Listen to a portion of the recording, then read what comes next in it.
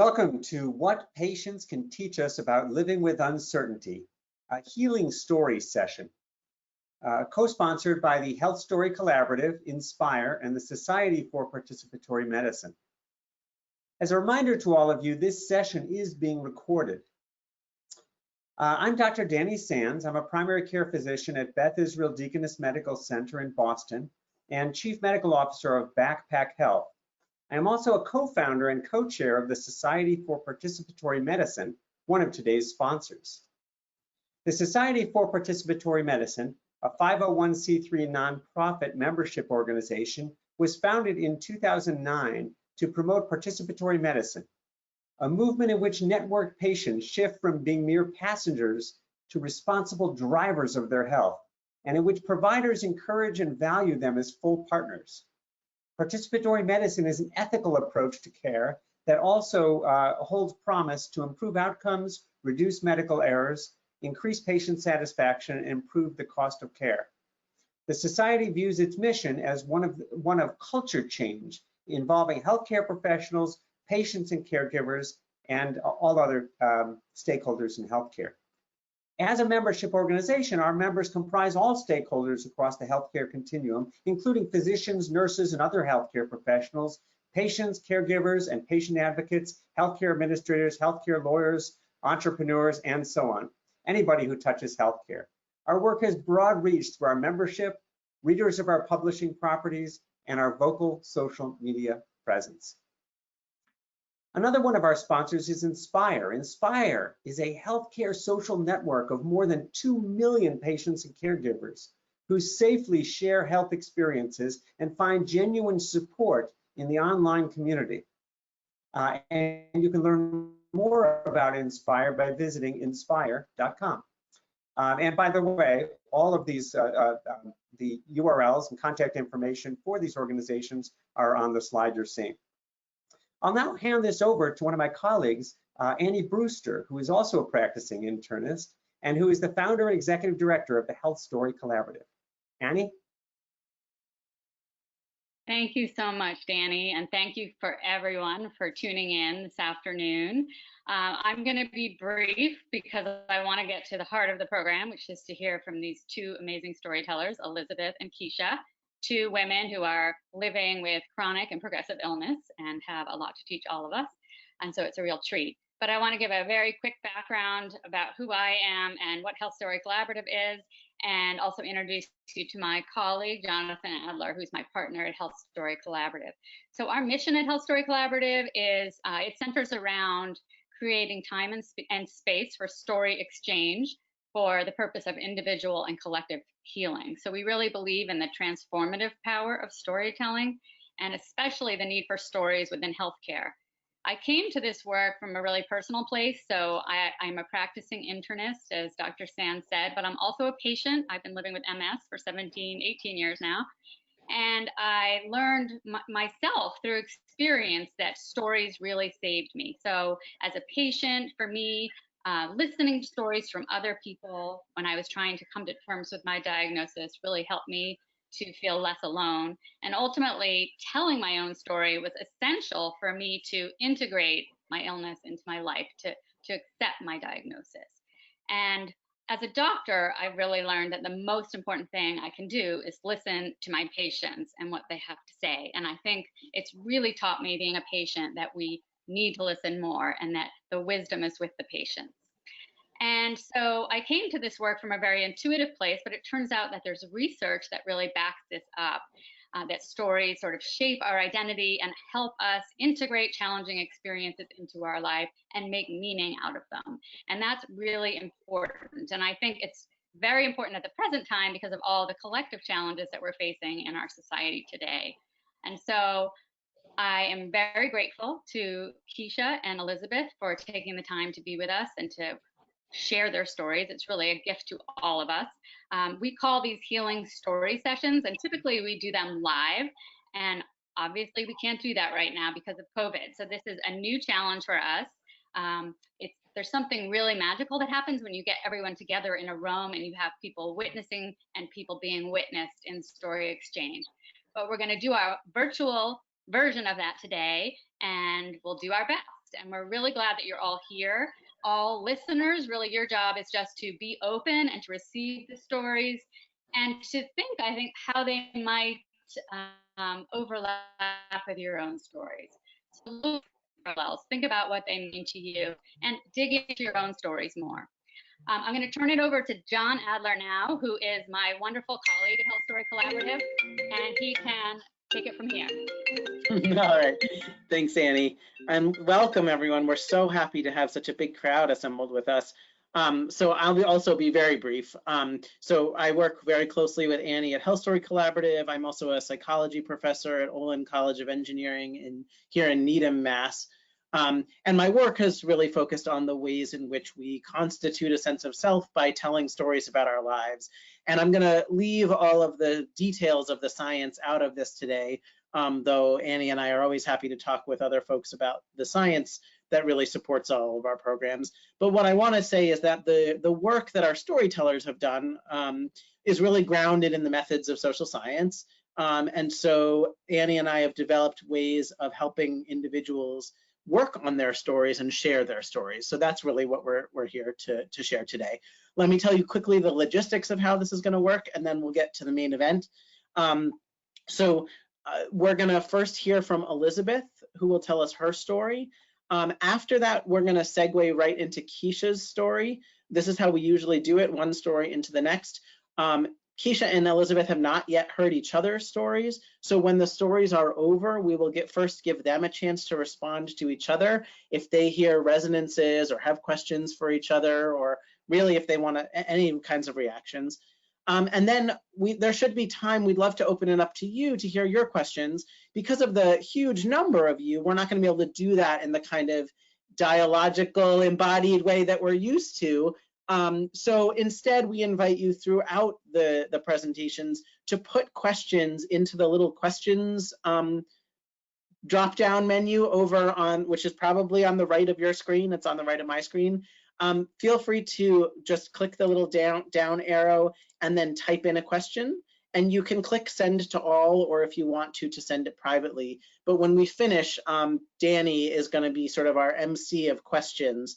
So he'll be curating your questions as we go, putting together ones that feel similar in spirit, and then facilitating the Q&A at the end. So that's how things are going to run. Each of these stories is about 15 minutes long. So we're so delighted to have all of you, and let's get started. So our first storyteller is Elizabeth Jameson. When Annie and I do these healing story sessions, we try not actually to do too much introduction because a lot of that is built into their stories. But needless to say, Elizabeth so embodies the spirit of what this healing story session is about. Elizabeth has been living with uncertainty in both sort of macro ways, but also real micro ways in these last few weeks and months.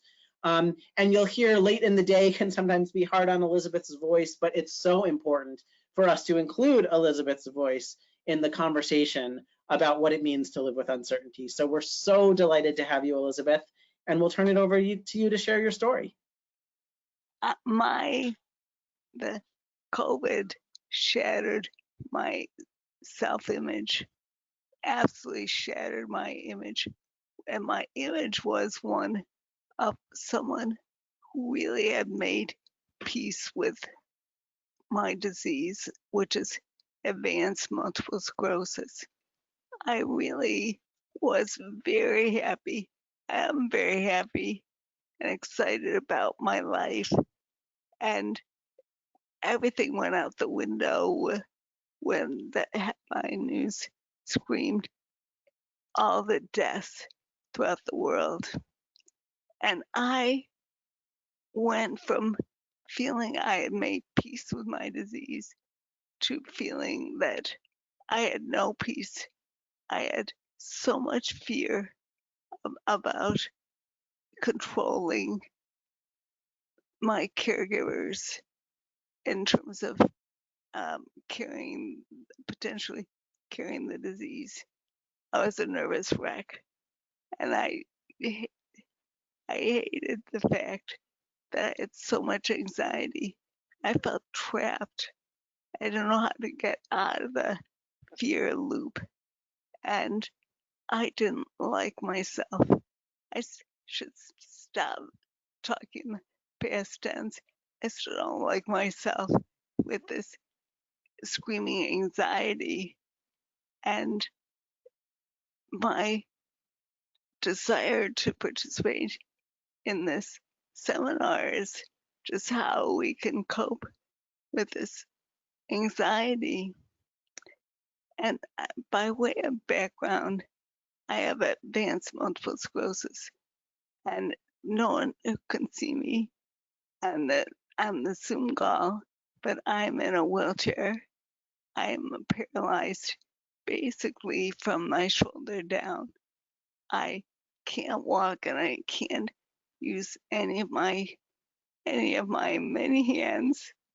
And I have two hands, but two non-functioning hands, arms. So I'm a quadriplegic, and I use now a ventilator in order to sleep at night, in order to breathe adequately. And my voice, as you can tell, is sort of funky. And I appreciate your patience in coping with my wacky voice.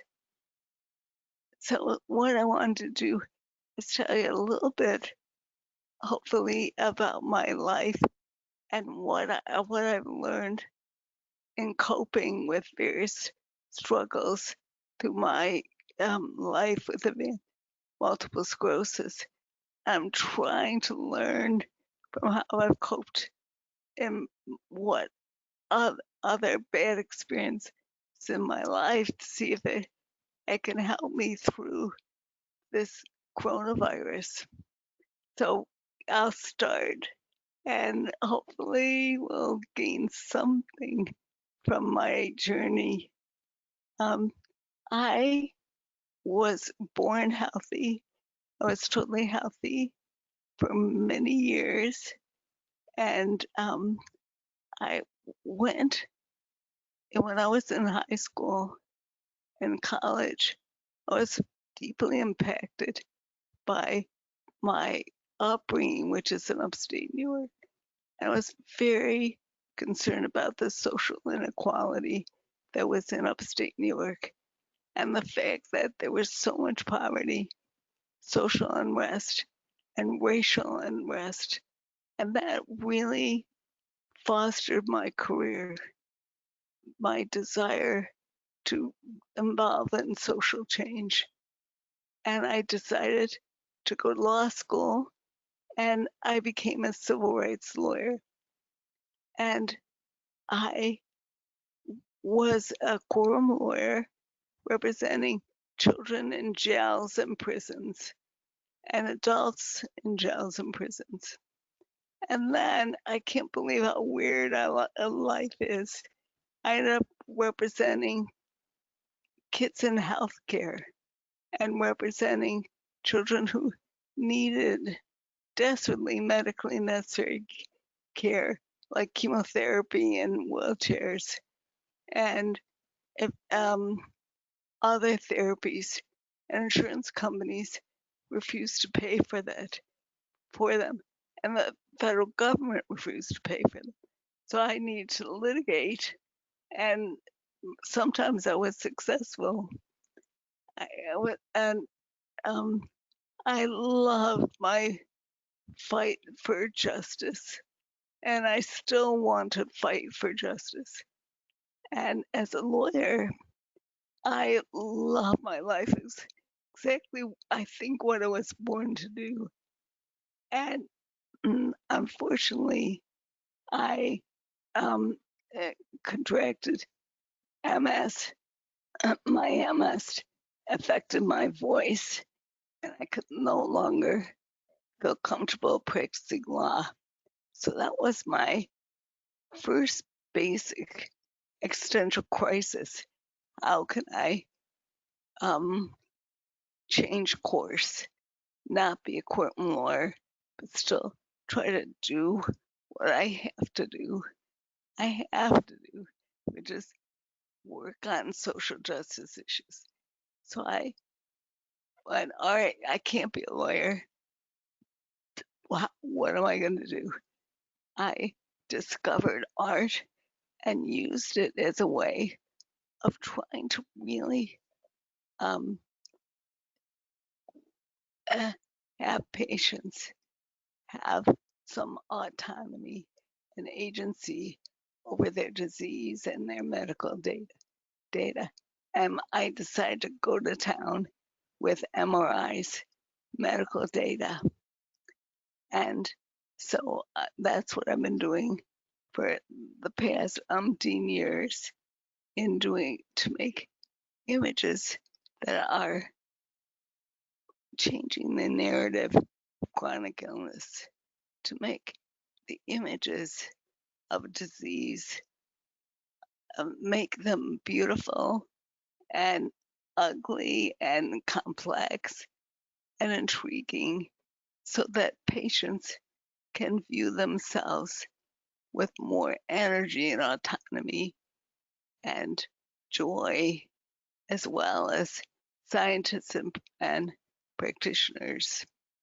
So my images have been really been embraced by the medical community and by patients who've written me saying they really felt they've really helped them on their journey of redefining what it means to be a patient. So I was so thrilled with what I was doing, and was thrilled and shocked. I didn't think I'd be an artist. I thought I was going to be a lawyer, but I love being an artist.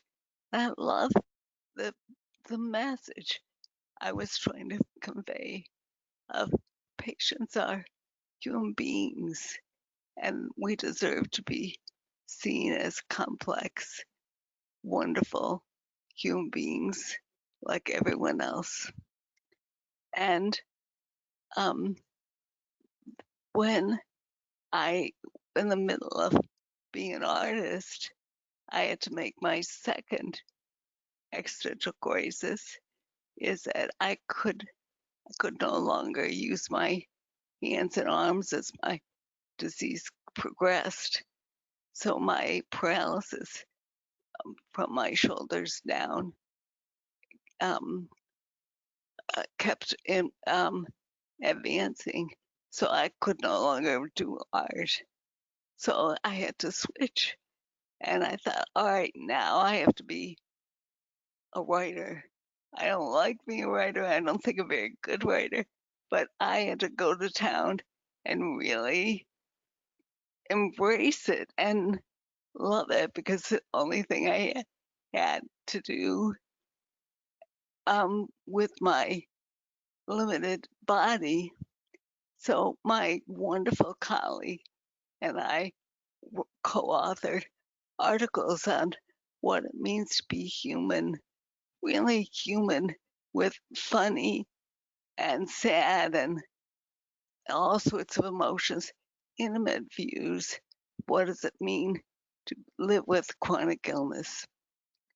And I was so delighted to be in the realm of making social change by changing the narrative of illness. And that's what I was trying to do. And we were writing a big article when the coronavirus hit. And then I went, oh, shit. Sorry for swearing, but that's what it was like. A shit show for me. And I didn't want to be stuck, that I didn't like myself this way. So what thing that really helped me is I kept viewing my disease. I've always viewed my disease as a huge parakeet, not parakeet, a peacock on my shoulder. Gorgeous, I'm an artist. A gorgeous, beautiful turquoise, an orange peacock on my shoulder. And the shoulder, I had a very ambivalent relationship with this damn peacock because it sometimes clawed into me and drew blood, and other times it would cuckoo me. It would be sort of nurturing, but again, I had a very ambivalent relationship, like a sibling that you didn't like that much. But the peacock symbolized it was a part of me. My disease is a part of me. I had to be friends with my disease and hopefully kind of get to kind of like it. So that really helped me to visualize who I am. I'm a woman who cares around this peacock. Now with the coronavirus, I have a huge, what I visualize an artist, a huge rock. And the rock sits on my shoulder and it's so damn heavy. And I have to learn how to live with this rock that's also sitting on my shoulder. And my job is to learn how to love my life carrying this peacock and this big rock on my shoulder. And my job is to make it so that I can still have joy in my life. And I have to really go to town and think about how can I have happiness and joy and have the energy what I had before coronavirus.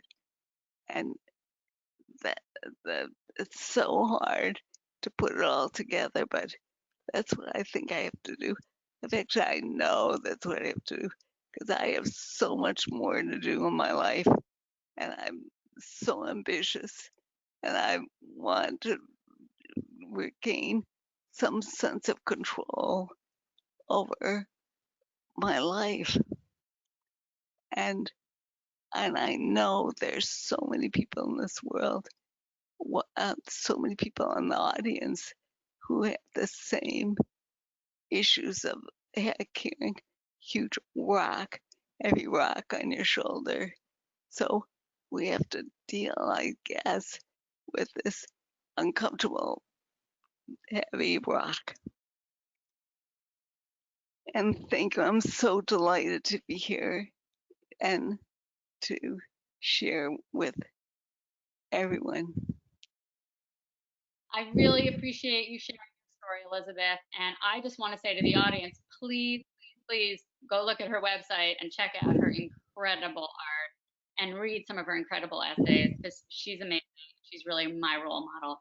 And thank you. I'm going to turn it over now to Keisha Grieve.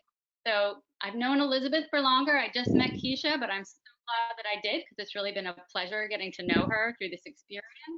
Keisha's amazing. She lives with limb-girdle muscular dystrophy for about 10 years now. And she's an entrepreneur. She started her own business. It's called, she's a fashion designer. So it's called Girls Chronically Rock. And it's about inspiring and motivating and empowering people in the disability community. And just like Elizabeth, she's someone who's like been able to reinvent herself and keep going in this way that really inspires me. So keep it up, and we're excited to hear from you, and take it away. Okay, can everybody hear me okay? Perfect. So I am going ahead and start. As Annie said, my name is Keisha Greaves, and I live with limb-girdle muscular dystrophy. I'm gonna go ahead and share my story. You'll be surprised what you take for granted. For instance, like now, during this COVID-19 time. I remember so long ago when playing softball in elementary school. Here I was, standing in the outfield as the other team was up for bat. And boom, they hit a powerful smack and I was out there in the field and I was able to catch the ball. I thought to myself, hey, I can be a professional softball player. My body was working for me and I was living my best life. Being in high school, I remember running up and down the stairs with friends, stealing glances at crushes.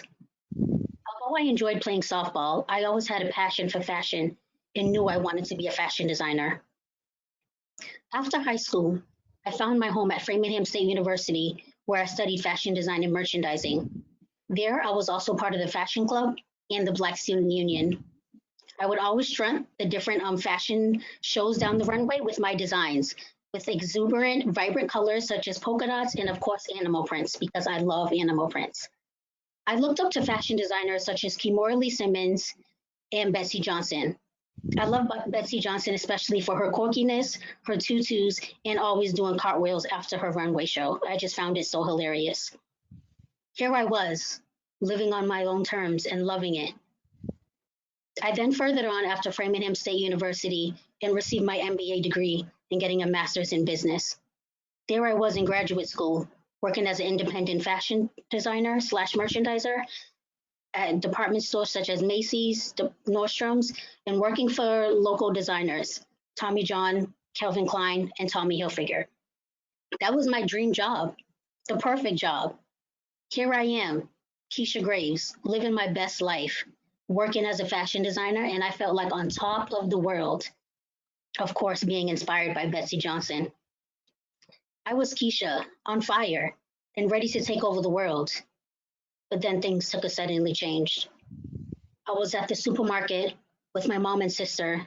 Normally leaving the supermarket, I'm pushing the cart, and me and my family was discussing our upcoming vacation, going to Barbados. And then boom, suddenly my body falls to the ground. It was cold. I was shivering, not knowing why I fell, why my leg just gave out on me, what was happening. But this wasn't my first fall. When I fell, I felt my body betrayed me, what was happening. And when I fell, my body was kind of a dead weight where I could not get myself back up. My mom or sister was able to get me back up. So 2 strangers from the parking lot had to help me get up. I felt like my legs betrayed me and the rest of my body was upset about it. My mom and sister knew something wasn't right.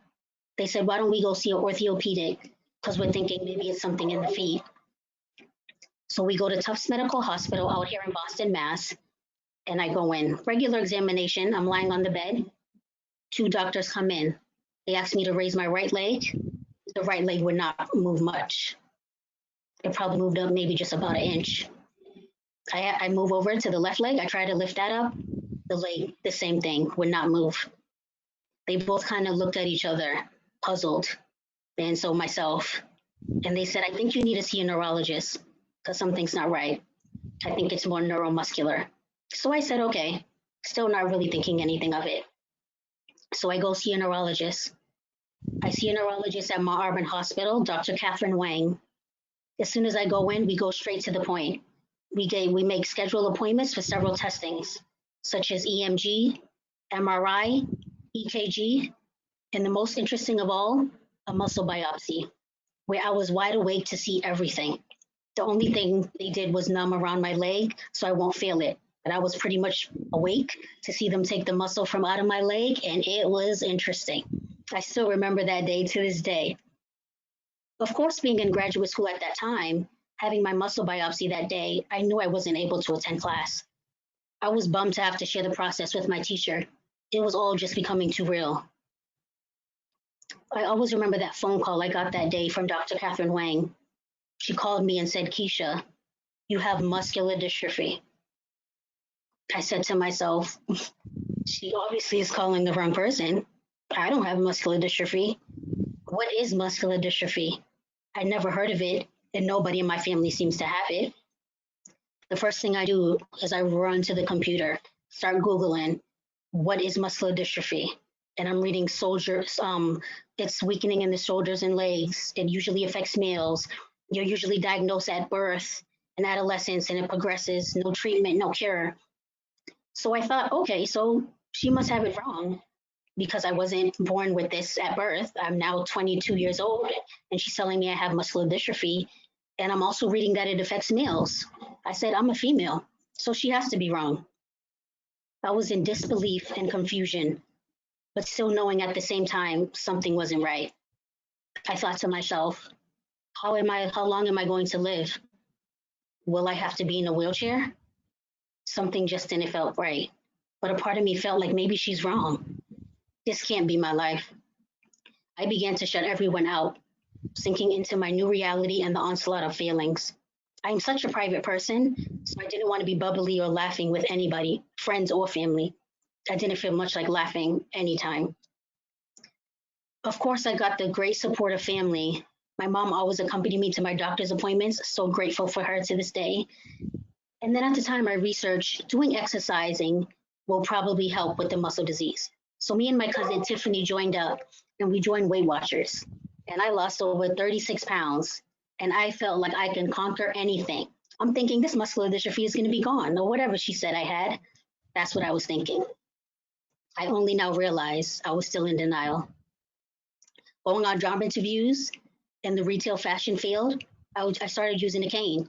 When I went on job interviews, I would tell them I sprained my ankle or I was in a car accident, instead of just saying I had muscular dystrophy, because saying muscular dystrophy out loud just seemed too real.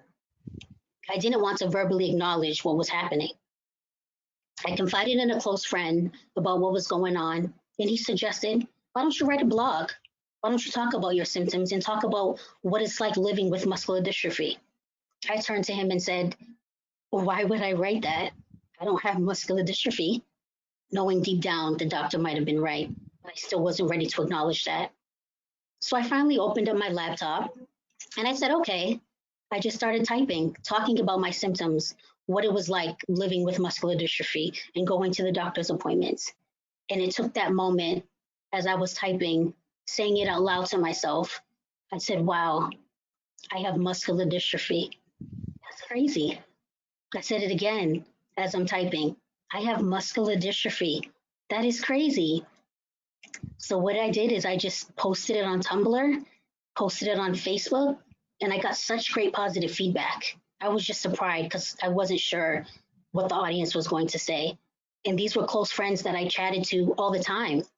And they still was like, Keisha, I had no idea you had muscular dystrophy or you was dealing with any of this. So it just kind of opened the door a little bit, not 100%, but just a little cracked. It felt warm. My family continued to be the light and check on my symptoms as it progressed. Although I support and love the support of my family and friends, I felt like they just don't get it. They don't realize what it's like to call ahead to restaurants to make sure it's wheelchair accessible. Going out to the nightclub, going out to bars, restaurants, traveling. I always have to make sure that it's accessible. There's nothing like talking to somebody who actually gets it. That's when I started reaching out to the different support groups on social media, such as Facebook and Instagram. I would use hashtags such as hashtag disability awareness, hashtag chronic illnesses, hashtag muscular dystrophy, and that has opened a whole range of different people I have met, people that have lupus, MS, Lyme disease, and other things that I never even heard of. And it felt good. Yes, it sucked at the same time that we're all dealing with this, but they get it. So me just talking to them made me feel like I wasn't alone and I felt accepted. Now, 5 years later, I only know now that I have limb-girdle muscular dystrophy. They know that my type, since I don't know my subtype, it does affect my heart. So I have to make sure to go once a year for an echocardiogram. So far, so good. So hopefully it stays that way. Living with limb-girdle muscular dystrophy is still new to me. Every day I wake up not knowing. It's made me realize my internal strength despite the weakening of my limbs. I flipped into motivating and organization. If I didn't have it before, I developed a strong sense of empathy. I look back and feel like I took things for granted. Stealing bases on the softball field, running up and down the stairs with friends at high school and in college, sewing on one of my kind designs on the sewing machine, dressing up my models to go down the runway. But there's no way I could have known. How could I? My new normal doesn't include any of that. I spent a lot of time with my PCAs and that can be challenging in itself. Because I'm a knee freak. I like things in a particular way. So you can only imagine what that's been like for me. Plenty of trips to the doctors and physical therapy. But of course, due to COVID-19, physical therapy has been put on hold. And I enjoyed going to aquatic therapy at the pool because I felt like I was a mermaid in the water. I had control in the water. I used to get a lot of stares from people wondering what a young millennial girl is doing walking with a cane or parked in the handicap spot. I got all the stares, all the talks, and it made me realize you never know what someone's dealing with. Obviously, I got a handicap sign for a reason. You never know. That's all okay. My new life is my life. Girls Chronically Rock. That's when I started my clothing brand. I wanted to create something to inspire and motivate others in the disability community. And how I came up with the name was that I knew I wanted something with the word chronic in it, for chronic illnesses, but I didn't know how exactly I wanted to incorporate that. So I honestly was just lying in bed one night and I thought, Girls Chronically Rock. And I knew because I'm a huge fan of inspirational quotes on t-shirts. And then that's when I just wanted to create kind of my journey and express my line through the clothing line of my words. And I felt once I built Girls Chronically Rock, my smile has returned, knowing that I am fulfilling my dreams. My path looks a little different than I envisioned, but I am happy. I still hang out with friends at bars and restaurants, traveling, and enjoy my favorite foods such as pizza and chicken wings. And of course, I love my TV reality. I'm obsessed with TV shows such as Jersey Shore, Housewives, and I'm obsessed with Wendy Williams. I know some people may not like her, but I love her. And of course, I love to binge watch movies on Lifetime. I have no problem belting out to my favorite Beyonce songs and Rihanna. I am a business owner who loves the work that I do. I'm happy. I'm loved. I'm whole. I won't take where I've come for granted, not one bit. There's no cure. It has its way of controlling some of my life, but it isn't who I am. I've gained a few more titles: graduate, survivor, entrepreneur, speaker, and advocate. This didn't take my life. It gave me purpose behind all that I do. In a way, I guess that's how everyone is experiencing life right now. There's no cure or vaccine for COVID-19. It's scary, especially for someone like myself living with a disability. I'm considered someone who's at higher risk. I've probably only been outside maybe 3 times since all of this happened. I'm pretty scared. I don't know what's going to happen. It does similarly have its way of controlling our lives. Post-pandemic, we all have gained some new talent, skills, and titles. My advice is to allow to give you purpose and set your priorities into perspective. This might be the hardest thing we have ever done collectively, but how we support each other is what will keep us going. I want to remind you to never underestimate the power of your desire. Every day I ask myself, how do I decide I want to live? My PCA helps me from my bed, gets me ready for the day, then I conquer it with a smile. That's how I choose to live now, each and every day. That's all. Thank you so much for listening to my story. Thank you so much, Keisha. That was wonderful. So please, folks, feel free to put in questions. Many of you already have, but feel free to put in questions for either of our storytellers. And before we turn it over to Danny to do the Q&A, we wanted to give Elizabeth and Keisha a chance to respond to each other. So why don't the two of you feel free to unmute and share any thoughts or reactions that you have. Okay, yeah. Well, I loved your story, Elizabeth. Can you hear me okay? Yeah. Okay, I love your story, and I can definitely relate to when you mentioned about the whole COVID-19, and it's scary, and how just when this happened, it just kind of put a damper on things, because it's like we probably had things planned, and then boom, here comes this pandemic. But not only the pandemic, how these things come on our body, as you said. You never know what is going on in our bodies. As I tell people, it's like I kind of just wake up and go with the flow. So I can totally relate to some words that you were saying. I enjoyed your story. Well, I'd like to say I loved your talk. You're so eloquent and joyous, and I would love to be friends with you. I'm going to be Of course. friends with you. I'm so lucky. And I want to say one thing. we share in common. We both have caregivers, and caregivers are the hardest thing in my life. In the sense Yes. I have 4 caregivers who care for me throughout the week in various shifts, and I have no control over how we can socially distance, because they brush my teeth, wash my hair, wash my face, let me go to the bathroom. So the idea of social distancing is impossible. Yeah. It's so intimate, up close and personal. And that's what causes me so much anxiety.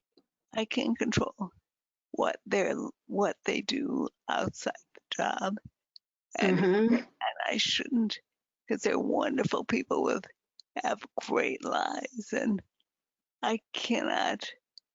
Although I worry terribly, because they're from different cultures, they're very different backgrounds, and some care about the disease, some care not that much. So I mean, and they're wonderful, wonderful people, and it's living life and enjoying and loving my caregivers and living life, but so stressful having no autonomy over the rules of Dr. Fauci's rules on minimizing the risk of COVID, because I'm breaking the rules every single day. So that's my fear. And I think you express that with more optimism than me, because you have more. I loved your talk. Oh, thank you. I appreciate that. I love it so much. Thank you. So Danny, why don't you take us to questions? What kinds of questions did folks? So first of all, I gotta say I was so moved by these stories. I mean, you guys are really just incredible how you articulated what you went through, and I would say that we had so many people writing in saying how amazing and beautiful you both were in just how you tell your stories and how you've dealt with your lives. So let me kick some things off. So I have one question that came up in 2 different ways from a couple different people, and that had to do with dealing with your healthcare professionals.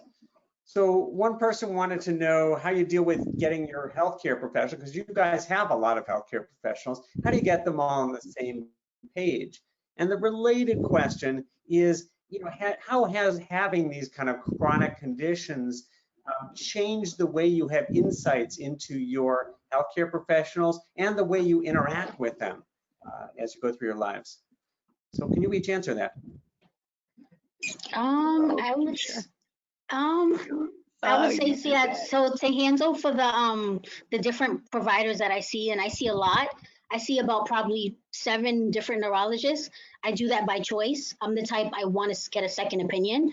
And it all really started from when I was first diagnosed. My first neurologist then referred me to a different neurologist at MGA's. And then I think I just kind of went all over the place. But I'm okay with it. I'm grateful the insurance covers them. As far as keeping all of them on track, it's nice when I do see some doctors like my primary care and neurologist all are at CHA, Cambridge City Hospital, so they can kind of all look in the computer and see notes, which I like, so I don't have to repeat myself, or, sometimes you have to sign something so you can get the waiver, so they can get the notes and all that, blah, blah, blah.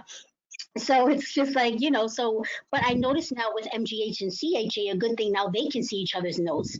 Because even one day I went to go see my neurologist at Cambridge City Hospital. And she's like, oh, I just seen that you seen Dr. David Chad at MGH. So it's like she knew all my business already, which I'm grateful for, because then I didn't have to explain and she can see the notes. I seen blood work. So that's all. So I think I'm just getting used to it. That's just the everyday life. And it sucks because for me, I would like to see a personal primary care that kind of specializes with someone that specializes in say muscle diseases, MS, muscular dystrophy. And I found an awesome one at MGH, but due to my insurance, my insurance did not cover the primary care network. They covered just like the say specialties, like I can see a neurologist at MGH, but not the primary care. So I think that kind of sucked, because it's like, yes, I love my primary care now, but it's like sometimes I do go see her and she mistakenly will say, like, I have MS. And those are two different, yes, we can relate, but you know, that's not what I have. And it's like, as a primary care, it's like, you know, you should know what I have and, you know, get it together. Well, my experience is Elizabeth, what's your perspective on this? I've fallen through the cracks because I present as happy, healthy, and I have no complaints. I have little pain, and I'm cheerful when I see my doctors. And when COVID came, no one thought they should think about me and my breathing. So that's when I ended up in a ventilator, because I ended up having incredible problems in breathing, which I didn't realize. I didn't think of any breathing problems. So I just think managing healthcare is very complicated. I'm not successful at it, and I don't think my providers are successful, because we're all human beings and we're trying to deal with life the best we can. All right, so the next question comes to us from Donna, who wanted to know if, as patients who have these chronic conditions, are you participating in your local medical centers patient family advisory councils, sometimes called patient advisory boards, patient advisory committees, so on? Are either of you doing that? No, not, I would say not with my primary care, but with my insurance, Commonwealth Care Alliance, they have something called member voices, where I can like participate and voice my opinion about like transportations and how I feel about them handling different situations. But as far as for the medical, like that part, no, I haven't been involved and I haven't heard anything, but I would definitely ask now that they brought it up. So thank you.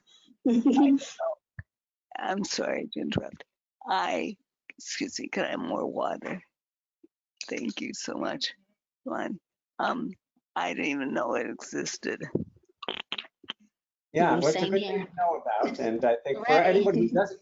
One thing I've tried to do with both providers, I'm trying to work on the waiting room, and I've been trying to work on increasing communication in the waiting room of providers.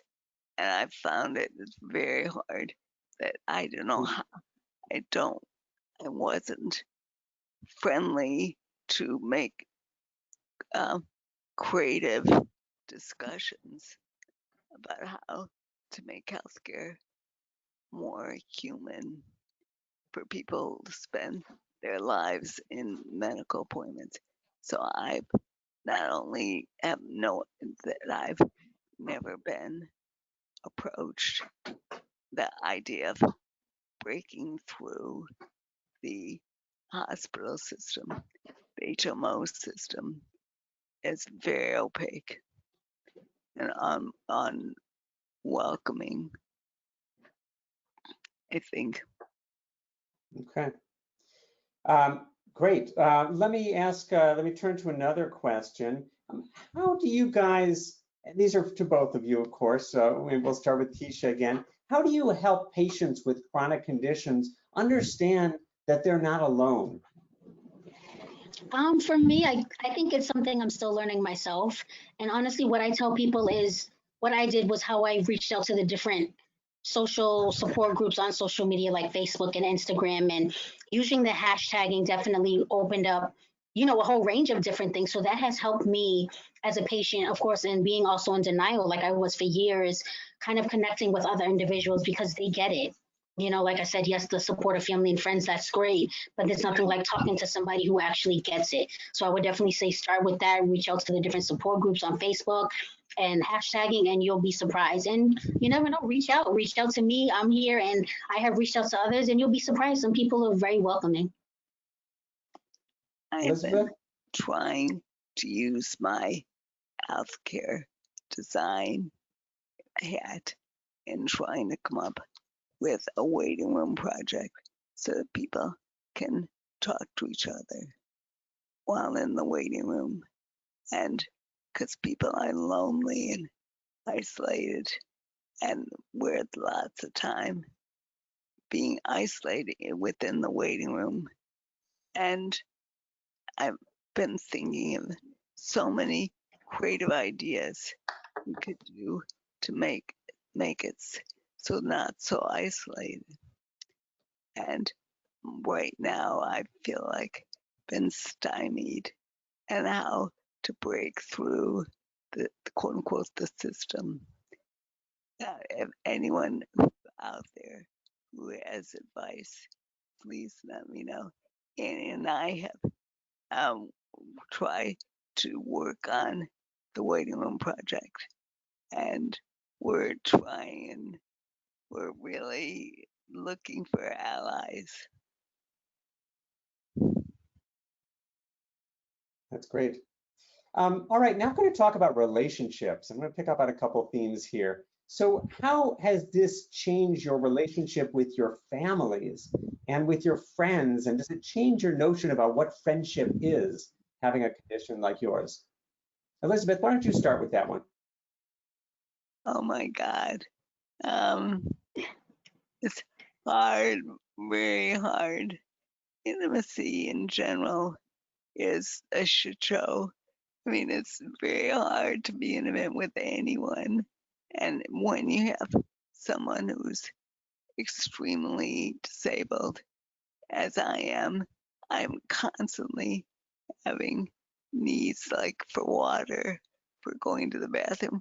So it's very hard for my husband, very for my friends, because I can't go on bike rides, I can't go out to dinner, I can't. I'm really confined basically to my studio, which is good. I'm very productive, but I think interpersonal relationships are just hard, and I'm working on it. But like all of us, it's really hard. Keisha? Yeah, I definitely feel like after being diagnosed, I definitely, because like I said, I wasn't really telling family or friends.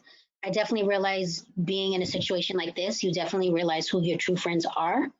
That is one thing I realized. And yes, I just love the support of my family. And yes, relationships now are different because, maybe they may not want to invite me to certain things like going to the Cape or these places because I have to make sure it's accessible. Like I'm not able to go walk on the beach.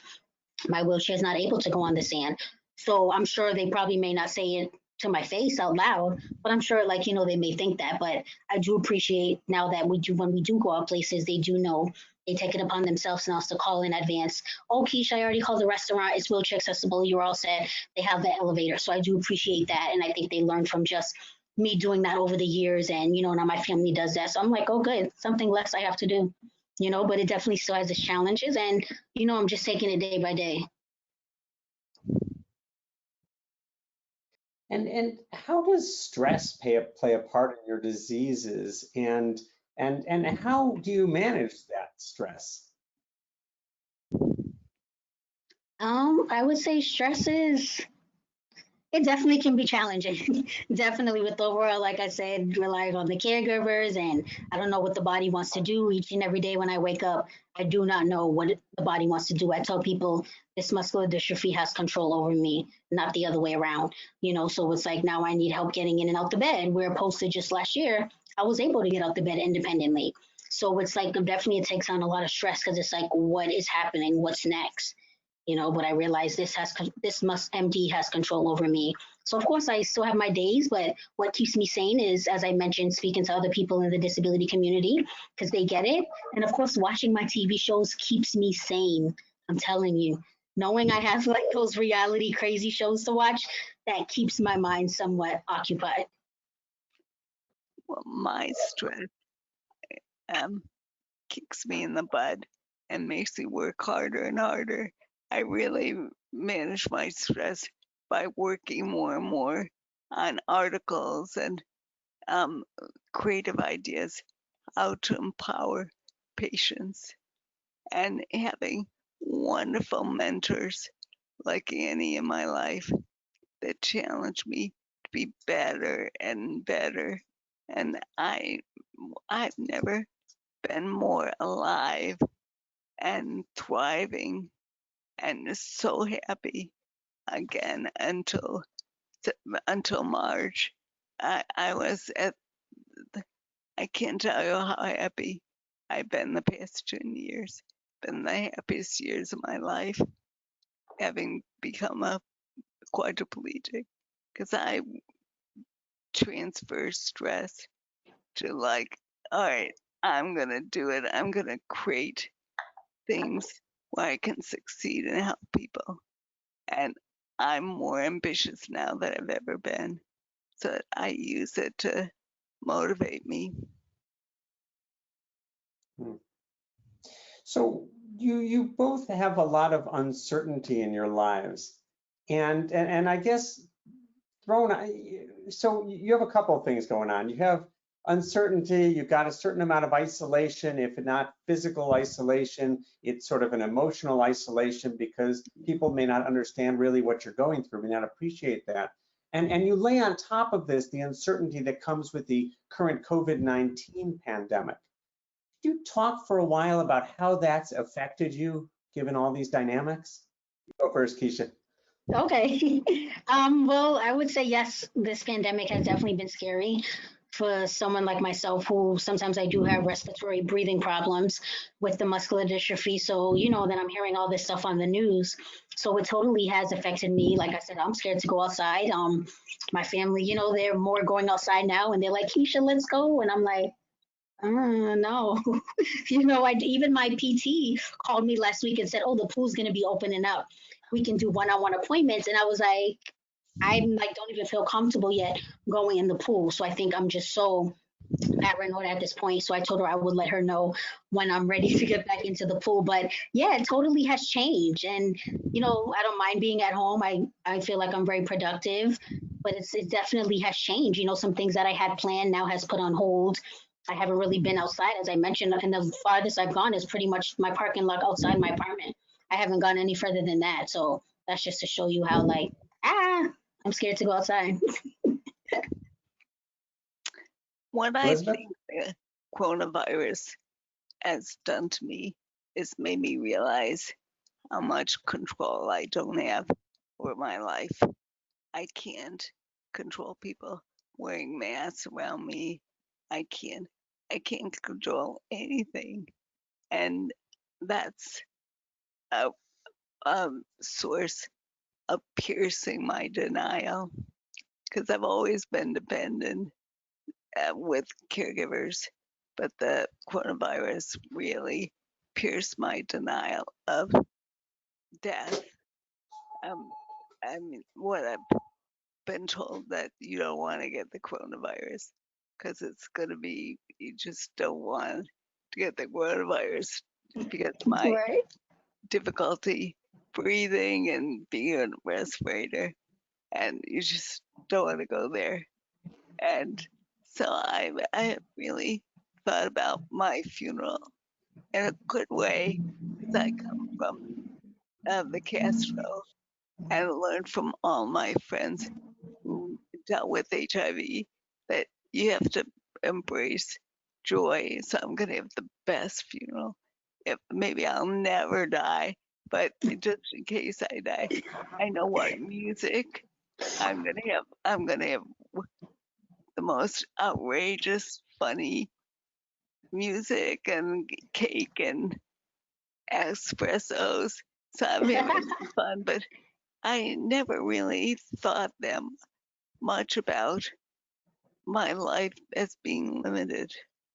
In fact, I wrote an article saying I generally don't consider myself disabled. I really don't. And someone sent a bunch of pictures of me, was giving a talk. And I went, oh my God, this woman's really horribly disabled. Is that me? Like, I mean, I just don't consider myself, my mind, that I'm disabled. So but the coronavirus, oh my God, I can't be close to you. We can't have an outdoor dinner. Well, I can, but it freaks me out. So it's changed a lot, which that's what I was saying. I need to get a hold of my fear, and it's hard because the coronavirus's rate is now going up and it's not going away. And I just might have to find some way of dealing with it. And hopefully I will. I'm meditating, I'm doing all sorts of things, trying to make peace. Because I want to like myself. I want to use my art to decorate this black, awful rock on my shoulder. I'm already thinking about ways I can beautify the rock. So I hope that's not pathetic to all of you, but that's my secret desire, is to make the rock beautiful and elegant as much as the peacock, but I don't know, it is a rock. Those are beautiful answers. Wow, quite moving. Tell me about the role of humor in helping overcome your current conditions. How does humor play a role in your lives? Humor is just, I mean, I don't know. I guess sometimes I would probably make jokes. Another jokes I feel like I've came across the way of when I used to use a cane, and I would be out, say, at a bar, and like this random person came up to me and he's like, "Are you a pimp here in Boston?" And it's like, some people think like, "What do you think I have this cane?" Like it's not a fashion statement. Wow. So it's like, sometimes just looking at me, I think people think I use this cane as a fashion statement or something. So I think like I've learned, like I've laughed at some of those because I'm just like, these people probably really think that. Or I'm in this wheelchair just because to be in this wheelchair. But, you can't see me now, but yes, I am in a wheelchair right now. And I have been for the past year now. So I still feel like I'm a fairly new wheelchair user and I love it. But, I feel more independent. Now I'm able to pass my family and friends going outside. Now they're not walking past me. I can walk past them. But so sometimes I try to find humor, but it's not always, humor unless I'm watching my reality TV.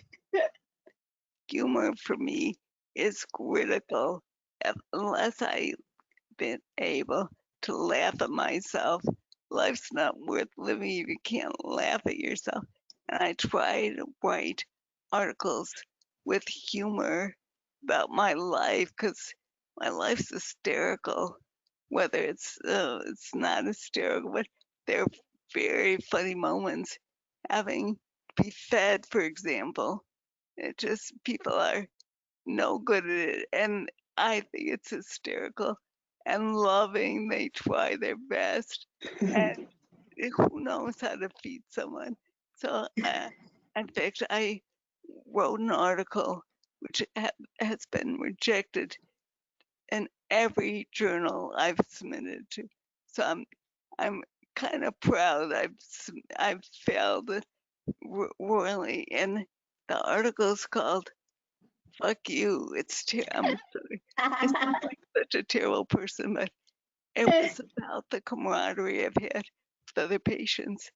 And there's a goal group of us that we set up a "Fuck You" club just between us, in which we say with joy, not with anger, just like wolves in the wilderness.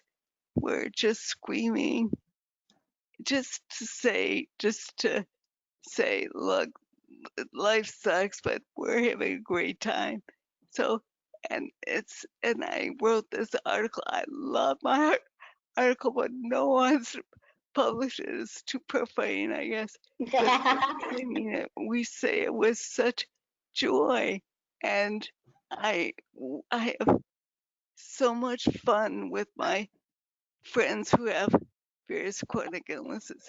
I have a "Fuck You" club, believe it or not, in which we just laugh with humor, and howl at the wind and say, all right, now let's go back to business. But it just, I believe in humor so much. All right, I'm I going to love just it. do a couple more questions since we're running short on time. And this will be, you'll all receive the link, I believe, so you'll be able to hear this. And I understand we've had some problems with the audio, and I apologize for that, but hopefully it wasn't too bad. So last two questions. The first question is an interesting one, and it's kind of a little bit of the theme of this presentation, which is it's about living with uncertainty. And uncertainty means not understanding what the future is going to hold for us. And your conditions of multiple sclerosis and muscular dystrophy are certainly great examples of that. But so many people who are living with serious chronic conditions are facing with that, not knowing really what the future holds. What's the course of my illness going to be? You know, what's the trajectory? What are the speed bumps that are going to come up, big and small? So the question on that is, do you have tips for others about how to deal with this uncertainty, and how do you talk about that with other people you're coaching who have chronic conditions? It's definitely hard, I would say. And I feel like when people do ask me this question, I feel like it's so hard because I've been there. So I can't say then tell somebody, yeah, you have to, start talking about it. You're going to feel better, because I get it. I tell people I feel like I just came out of denial, like literally the other day. So I know what that's like. As I mentioned, when I was going on job interviews, I would tell them I sprained my ankle or I was in a car accident, like nothing about muscular dystrophy at all. Right. So again, what has helped me was, I think, reaching out to people on social media, because like it helps get it. Yes, it may not be 100%. It's still going to take some time. As soon as you meet somebody, you're not going to become best friends and share all your business, but it definitely takes time. And I feel like it helps because they get it. So that would be my advice. And some people first would get diagnosed, and some people start a YouTube channel right away. They start podcasting, and I am inspired by that, because I'm like, wow, like I couldn't have done that. So some people totally accept it and just start recording it, blogging about it. But if you're having trouble like I did, I would definitely say reaching out to the different support groups, reaching out to the businesses like what Annie and Jonathan are doing. Like, this has helped us like express our stories, and, maybe just blogging, or if you like to do a video, maybe write a video, whatever you feel more comfortable. And I would say I have no advice except I am so sad. People feel so isolated. And I think that denial, the other thing, I know denial is a good thing. It has a bad rap, but it just, we need to live in certain aspects of denial. And I just pray people don't live in so much isolation, because we're just human. We're just human and make mistakes, and we're pursuing hopefully our dreams. And so we have joy in our life. And I would like to change the narrative of chronic illness. Maybe that's the only wisdom I might have, is saying, look, we're interesting people, and disease is fascinating. I love disease. I just have fun looking at illness in a very different, try to look at it as interesting, beautiful, terrible, just life. And we have to learn to live with life, I think. Messy life. Let's bring this home with a speed round question. And this last question is from Eric Birch, who actually I work with at the Society for Participatory Medicine. And he asks, how has telling your story helped you cope with the serious chronic conditions that you have? Short answer from each of you. Oh, well, yeah, I guess for me, as I mentioned earlier in my story, I think that day I wrote my blog. That's what helped me. It was never mind what the doctors were telling me. Although the test came back consistently, I had muscular dystrophy. I think that moment I wrote my blog definitely helped me cope with it and realize that, yes, I have this chronic illness that I can't control. This has control over me. And so I think that's what helped me. Great. And Elizabeth, how has telling your story helped you? Because that's the overall theme here is the Health Story Collaborative. It's what it's all about, right? It's inspired me to do better and more and make friends with people like Annie and Jonathan. So I think it's a great opportunity to explore myself. And now I get to meet Keisha. That's great. Yay. All right, well, thanks for that. Anything else, Elizabeth? I think that's it. Maybe Okay. Keisha has wisdom. I do not have wisdom. I am going, you guys were just amazing. This was such an amazing session. And I'm just going to pop back up on the screen here how to, well, first of all, I guess I'll show, oops, sorry. These are the organizations that brought you this event today.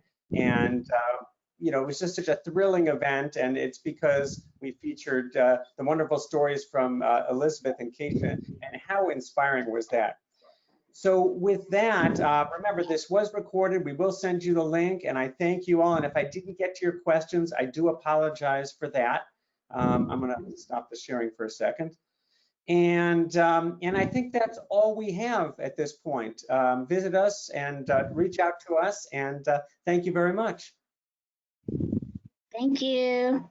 Thank you. Thank you, Thanks, everyone. Keisha.